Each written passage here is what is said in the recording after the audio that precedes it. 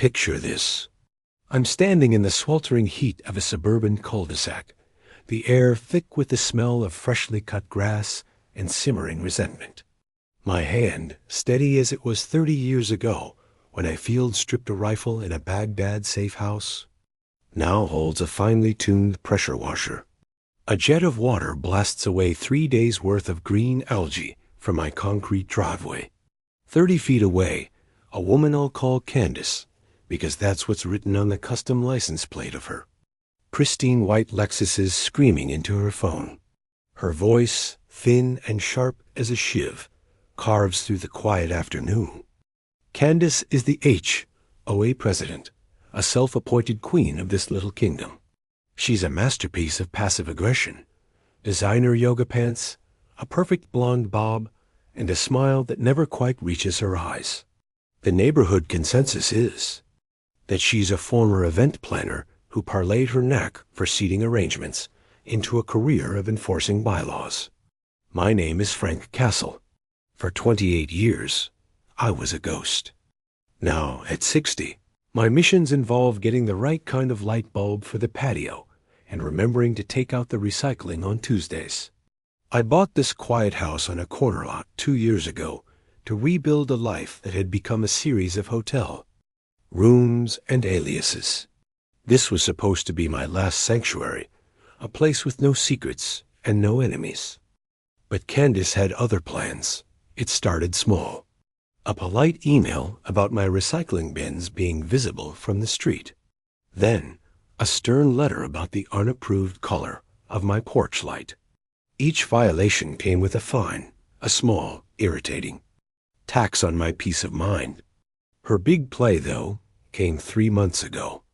I was in my workshop, restoring a classic car engine, a project that brought me more satisfaction than any successful extraction ever did. That afternoon, a certified letter arrived, a cease and desist order from the HOA, stating that my workshop was an unpermitted structure and that the noise from my work was a nuisance to the community. The kicker? The letter was dated the very day I had to fly to Miami to attend my brother's funeral. I was hollowed out by grief, driving home from the airport, when I saw the orange tape fluttering in the breeze. The next day, I drove to the HOA office. The room was sterile and cold, filled with people who looked as if they'd been molded from the same passive-aggressive clay. Candace sat behind a massive desk, her fingers drumming on a stack of bylaws. "Mr. Castle," she said, without looking up, "your workshop is a blatant violation of our community standards. Furthermore, your aesthetic ... is a devaluation of neighboring properties." The vote was unanimous. The workshop had to go. They had no idea that behind my tired eyes was a mind that had spent decades calculating angles, predicting outcomes, and finding leverage where none seemed to exist. Driving home, I saw the fresh survey stakes along my property line, all marked with the HOA's logo. They weren't just taking my workshop. They were taking my land, claiming it was part of a shared community green space. But here's the thing about people like me. We're not used to losing. A few days later, while Candace was in a meeting, I slipped into the county records office. It smelled of old paper and forgotten history. The kind of place a ghost feels right. At home, I wasn't looking for land deeds. I was looking for building permits and property easements. It took me 3 days. Asterisk, what I found was pure gold. The original development plan for this entire community, filed back in 1987, had a little-known provision. The developer had granted a single critical easement to the previous owner of my property. It was a utility easement, but buried within its legal jargon was a stipulation. The easement was for the sole and exclusive purpose of utility maintenance, including access for the repair and replacement of the main community water line. And where did that water line run? Straight down the center of the shared community green space that Candace was now claiming as her own. The easement gave the owner of my property, that would be me, the right to dig up any part of that land. to access the pipe. The developer was paranoid about a future HOA denying access, so he'd made the easement ironclad. That evening, I stood on my lawn, watching Candace's weekly wine and cheese gathering across the street. She was holding court, gesturing with a glass of Chardonnay, her laughter echoing across a space that existed entirely at my discretion. I smiled for the first time in weeks. I remembered something my old mentor used to say: a soldier with a gun is dangerous. A ghost with a secret is unstoppable. Candace had just declared war on a man who had more secrets than she had bylaws. The next morning, I called the town's public works department. "This is Frank Castle," I said, my voice low and calm.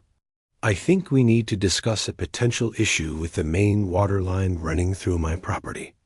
I'm concerned about structural integrity. How soon can you get a team out here for an inspection?" The weather was about to change. It did. At 7 o'clock sharp, a large, yellow public works truck pulled onto the street. Two men in bright orange vests stepped out, carrying clipboards and what looked suspiciously like a ground-penetrating radar unit. They walked directly to the center of Candace's shared community green space. I walked down my driveway, moving with the quiet calm of a man who knows exactly what's about to happen. "It's not about the workshop, Candace," I said. "It's about the water line. You see, the original developer put it right here, and in doing so, he granted a very specific and very powerful easement to my property. The right to access and repair this line at any time." Her perfectly coiffed head tilted in disdain. "That's ridiculous. The HOA owns this land. The land belongs to the community." I pulled a crisp, folded copy of the 1987 easement from my back pocket and handed it to her. "It's a utility easement," I explained, "and it predates your HOA. According to this, and thanks to the county records, my right to access the line supersedes any of your bylaws. In fact, it's the only authority that matters out here." Candace unfolded the document, her eyes scanning. The legal jargon. The color drained from her face as she read the language that gave the owner of my property the sole and exclusive right to excavate the area for maintenance. She looked up at me, not with rage, but with a dawning horror. She had spent all her energy building her power on a foundation of sand. "You can't do this," she whispered, the entitlement in her voice replaced by a plea. "This is the green space. It's for the community." I didn't answer. I just gave a subtle nod to George. The public works foreman gave the signal. The excavator, which had been hidden behind the larger truck, rumbled to life. The metal bucket, with the slow, deliberate movement of a predator, lowered and bit into the perfectly manicured lawn. The sound was what I remembered most. The clean, surgical tearing of turf, the crunch of the soil, the scrape of metal on rock. It wasn't a small hole. It was a trench. A long, beautiful trench running right down the middle of her prized, shared community green space. Candace stood there, her mouth slightly ajar, as the machine ripped into her kingdom. For the next 2 days, the cul-de-sac was a construction site. The public works crew, now unhindered, dug up the line, made a few minor adjustments, and then replaced the pipe. But the damage to Candace's ego was permanent. The pristine green lawn was now a long, muddy scar, and every neighbor who had ever received a passive-aggressive notice from her now had a very public monument to her downfall. I'm on my porch again. A week later, the public works crew is gone, but the long, brown scar remains, a visible reminder of what happens when a petty tyrant messes with a ghost. The air is still and peaceful. Atlas is snoring at my feet.